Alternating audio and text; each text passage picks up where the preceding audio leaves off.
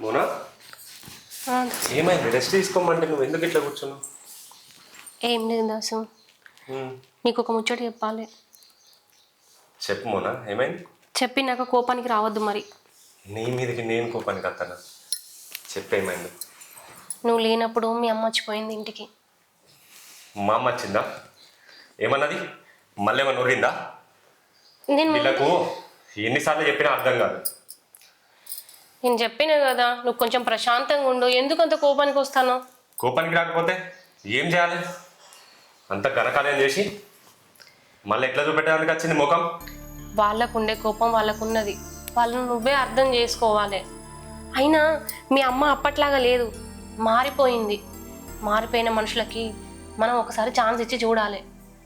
ఆమంతా బాధతో వచ్చి చెప్తుంది, ఏడ్చుకుంటూ చెప్తుంది, బిడ్డ నేను చేసింది తప్పు అని. అట్లాంటి వాళ్ళని మనమే అర్థం చేసుకోవాలి కదా. నువ్వంత కోపానికి వస్తే ఎట్లా చెప్పు? నువ్వే అర్థం చేసుకోదాసు, మీ అమ్మ ఏమో మారింది. మోనా, నువ్వు చెప్తున్నావు కానీ వాళ్ళు మారే మనుషులు కాదు. ఆ రోజు కూడా మన పెళ్ళంటే అందరి ముంగట ఒప్పుకొని నీ మీద అంత కుట్ర చేసారు. అసలు నేను అప్పుడే అర్థం చేసుకోవాల్సింది.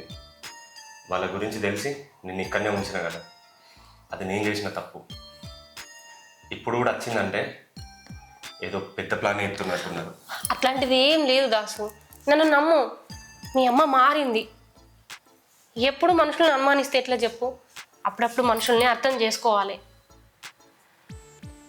ఈ ఒక్కసారికి నా మాట విను ప్లీజ్. సరే, ఏమన్నది వచ్చి?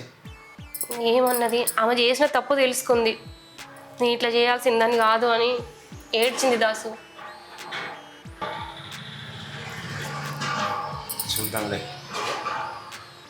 దాని గురించి నువ్వేం ఆలోచించకు. నువ్వు రెస్ట్ తీసుకో.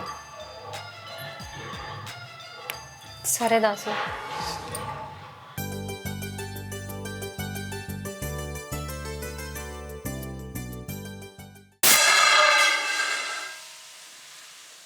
అయ్యో, ఆయన ఒక్కడే వంట చేయడానికి కష్టమవుతున్నట్టుంది.